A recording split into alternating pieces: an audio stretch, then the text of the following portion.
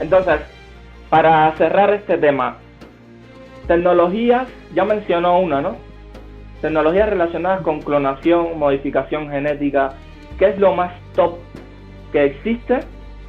¿Y qué tan lejos estamos de crear bestias gigantes que puedan ser depredadores de los seres humanos como los sanguinarios? Que como te digo, lo más avanzado hasta ahora es la tecnología de CRISPR-Cas9, que permite editar de manera muy precisa un gen y actualmente se está usando para tratar de corregir mutaciones que provocan enfermedades como cánceres u otros problemas del sistema inmune. Pero estamos hablando de que estamos editando algunos genes. Pero la preocupación con esta tecnología es que tal vez, hay algo que se le llama efectos off-target. O sea que además de modificar el gen que quieres, puede haber modificaciones en otros genes que tú no querías modificar. Entonces se está tratando de estudiar cómo se puede hacer aún más precisa esta herramienta y estamos usando, por ejemplo, se le llaman tijeras moleculares porque puede cortar el ADN, pero ahora están creando un CRISPR de Cas9 que tiene la actividad nucleasa que le permite cortar el ADN, la tiene desactivada y entonces nada más se está utilizando como un mensajero, o sea, como una plataforma que nos permite llevar cosas a un cierto gen. Entonces podemos llevar, por ejemplo, una enzima que pone marcas en el gen para que no se exprese, como son una marca epigenética como la metilación del ADN. Se pueden poner grupos metilos y entonces ese gen ya no lo cortaste ni lo modificaste, simplemente le pusiste marcas encima para que no se exprese y esa marca y eso es reversible. O sea, en caso de que lo quieras volver a la normalidad, se mete otra enzima. O sea, hay una enzima que se llama ADN metiltransferasa 3 que pone los metilos. Pero hay otra enzima que se llama TET que puede quitar esos metilos. Entonces estamos hablando de realmente llegar a un nivel de ingeniería muy preciso que permitiría decir, ok, vamos a estudiar. Además, cabe destacar que hay mucha diversidad. Aunque los humanos compartamos gran parte de nuestros genes, una persona no es igual de resistente a una enfermedad que otra. Entonces el futuro es que lleguemos como a una medicina personalizada. ¿Sabes? Que estudiemos cómo es tu epigenética, tu genética y se diseñe una terapia casi que para tus células. Ese sería el futuro, pero por ahora es muy caro y no es posible que creemos una bestia por el momento de ese tipo. O sea, sería, además de que, bueno, en la investigación normal, legal, no estamos haciendo eso. No, ya. Que yo sepa. Eso era lo que quería preguntarle también. Sí. La pregunta que me quedaba era, ¿en humanos se ha usado algún tipo de tecnología de clonación, mutación genética? Ok, se ha usado mutación.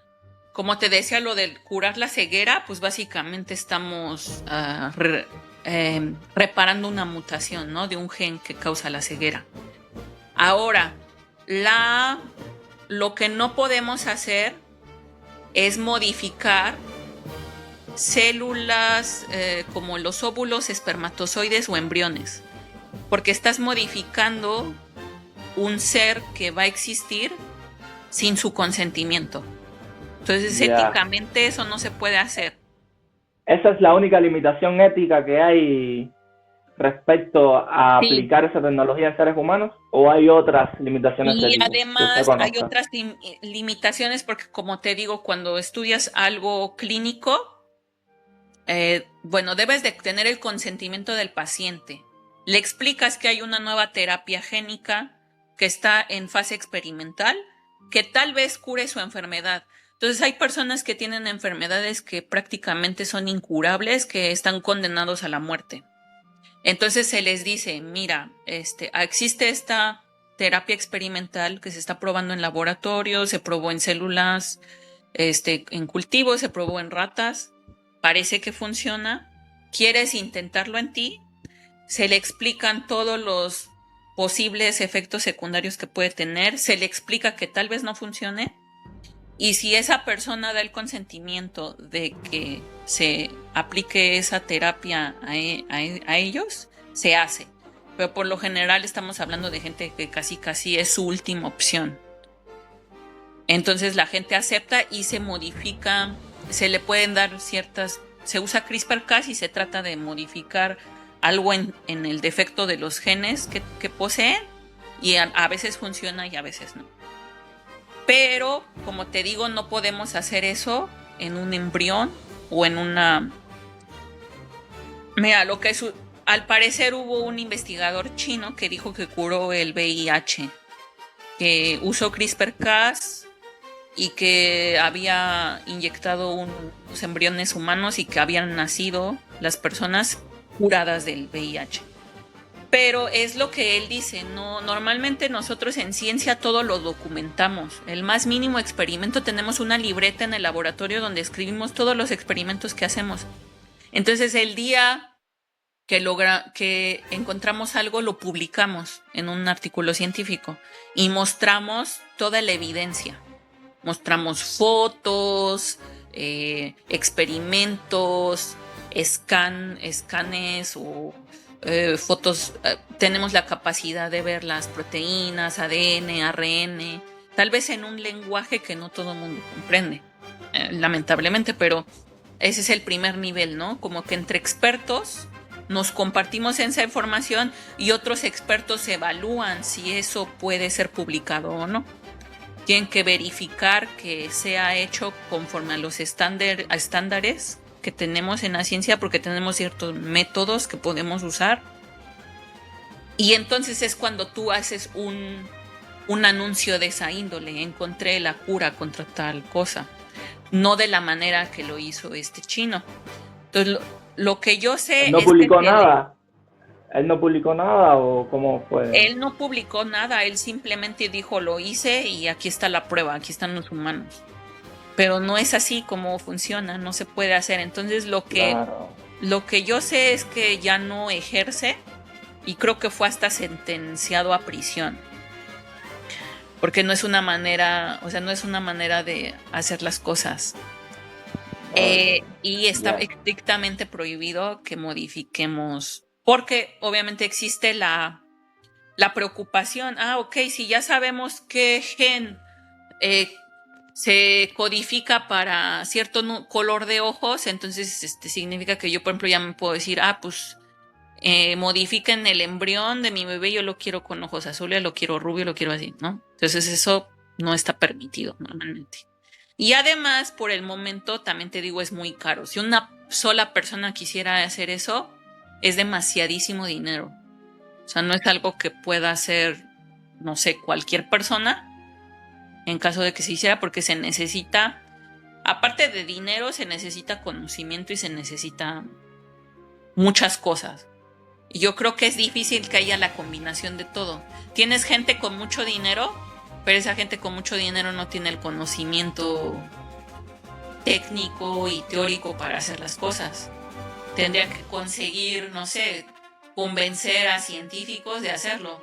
Pero normalmente la mayoría de los científicos tenemos una ética profesional, ¿no? Decimos, bueno, yo hago lo que hago y tengo esta ética. Y está todo muy controlado.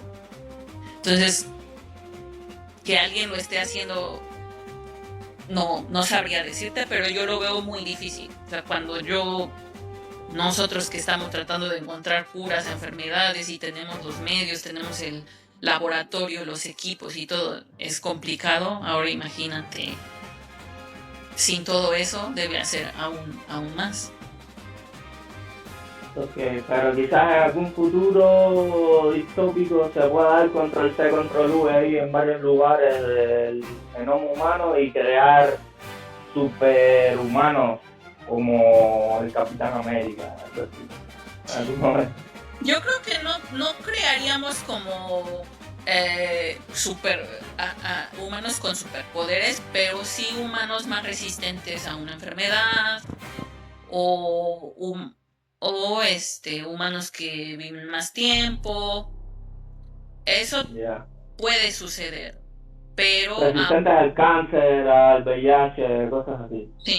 Sí, por ejemplo, bueno, yo también estuve un tiempo en el área del envejecimiento, entonces está mucho la investigación de qué nos hace envejecer, pero son muchas cosas, factores epigenéticos, genéticos, que si la disfunción de la mitocondria, el metabolismo, pero hay algunas terapias que dicen, bueno, esto tal vez nos pueda hacer vivir más, pero igual, como te digo, es muy caro. Y apenas vino un científico al centro de cáncer donde yo trabajo y dijo, bueno, yo encontré algo que parece que hace que envejezca menos la célula, pero no lo puedo probar en humanos porque el envejecimiento no es considerado una enfermedad. Entonces vino al instituto y dijo, vengo aquí porque yo sé que hay cánceres que están relacionados con el envejecimiento. O sea, hay cánceres que se desarrollan cuando somos viejos. Entonces quiero probar lo que yo encontré en un cáncer que se desarrolla en gente que está en la tercera edad. Entonces tiene que pasar por todas las fases, la fase preclínica y todo, ¿no? Antes de que, y aun cuando tal vez salga, puede ser que sea demasiado costoso. Ok, está perfecto. Sí, pero sí, por ahora no es posible que creemos bestias así. Éticamente no es posible. Técnicamente podemos, como te digo, ya conocemos ciertos genes que dan ciertas características físicas, pero los genes que dan funciones más como de metabolismo o de fuerza y todo, seguimos estudiándolo, no sabemos muy bien. Todavía no sabemos cómo modificar eso. Entonces, por ejemplo, estos lobos que crearon, pues tú los ves físicamente, parecen, pero ahora funcionalmente y que se puedan reproducir y que puedan sobrevivir, eso no lo sabemos. Se tendría que investigar. Y no sé si va a haber recursos que se destinen a esa investigación, porque normalmente ahorita estamos en una crisis de que no se financia toda la investigación de por sí. Entonces, yo siento que no, esa crisis ha sido siempre, ¿no? O sea, como que a la ciencia no se le da el valor que debería tener. Y lo del coronavirus fue una alerta, pero yo creo que no aprendimos nada. Siento que seguimos igual. Sí, pues digo, por un lado me dio gusto porque la comunidad científica respondió. Y luego, ¿cuál fue la respuesta? Es que sí, es que está, ¿no? Está a la disposición, está el capital intelectual, lo que realmente el gran problema es que quizás eso también es culpa de los científicos, ¿no? Que no logran hacer la conexión esa y demostrar, ¿no? O convencer a quien tiene el dinero, que normalmente no son los científicos, de la importancia de la ciencia, ¿no? Pero realmente, o sea, alguien que no quiere escuchar, no es muy difícil convencerlo. Sí, tienes mucha... Pero quién sabe, vamos a ver. El podcast este también es para eso, ¿no? Para hacer divulgación y para que llegue a oídos de personas que normalmente no llegaría a este tipo de mensajes. Sí, estoy muy de acuerdo contigo. Tienes razón, hemos fallado en transmitir los conocimientos de manera que entiendan las personas que no son científicas. Porque entre nosotros decimos cosas y términos muy técnicos que, mira, a veces ni entre nosotros nos entendemos, porque como te digo, algunos son virólogos, otros estudian solo bacterias, otros estudian solo células cancerosas, otros tenemos como nichos de conocimiento. Entonces a veces entre nosotros no conocemos todos los términos. Ahora imagínate cuando hablas con alguien que ni siquiera tiene las bases de la ciencia. Y eso ocurre mucho, no hablamos ADN, ARN, pero la gente realmente sabe qué es, cómo está compuesto, cuáles son las características. Yo hubo una época que di clases de biología molecular a chicos como de entrando a la universidad, que estaban estudiando biología.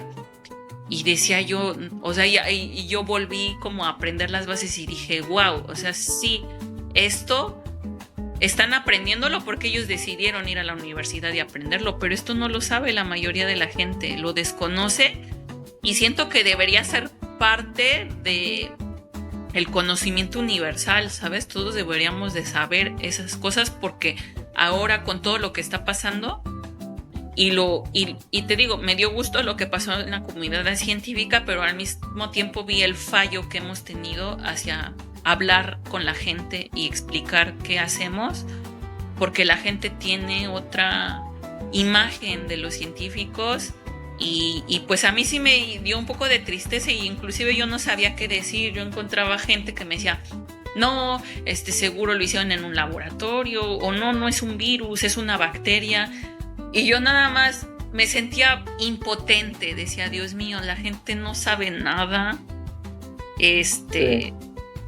O Sí, sí. o sea, la mayoría de la gente no tiene ni idea de cómo se hace ciencia, de quiénes son los científicos. Se usa mucho la frase de yo creo en la ciencia, pero realmente no sabe esa frase que implica. Yo también fui profesor en una escuela preparatoria y trataba de comunicar, más que las materias que me ponían en el temario, comunicar qué es realmente la ciencia, cómo se hace ciencia, qué es un científico, porque en esa época estaba haciendo el doctorado. Y realmente encontrar, o sea, lo más difícil es encontrar a personas que te quieran escuchar.